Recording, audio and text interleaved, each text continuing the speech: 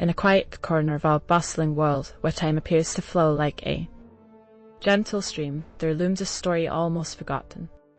It begins not with the grand event or a declaration, but with the quiet, persistent ringing of a telephone.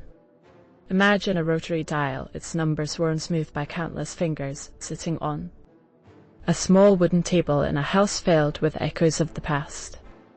The telephone call that day was nothing extraordinary, a routine connection, a voice reaching out through miles of wire.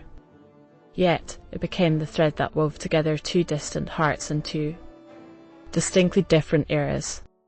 On one end, an elderly woman, her life marked by memories of wars, peace, and revolutions, lifted the receiver. The static whisper of the line was familiar, like an old friend. On the other end, a young man, a stranger to the world she once knew, perched, nervously seeking advice on things he could not Google.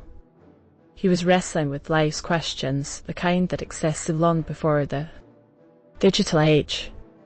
Yet, he thought, wisdom must be somewhere in the air, floating like a radio wave, waiting to be caught.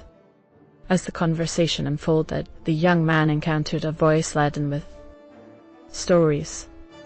She spoke of jazz rhythms that once colored the air, of dances beneath bombers' shadows, and of love letters carried halfway around the globe. The line seemed to blur between past and present, as though the phone line was a time portal that connected not just two people, but two epochs. But here lies the irony, as they exchanged stories, laughter, and advice. Neither realized that the connection was not meant to exist. The call, intended for another, had reached him by mistake. Yet, in that serendipity, the young man found a mentor, and the elderly woman a listener willing to embrace the symphony of her life. The call ended, as all calls do, with a simple goodbye. They never spoke again, their worlds drifting back into their separate galaxies.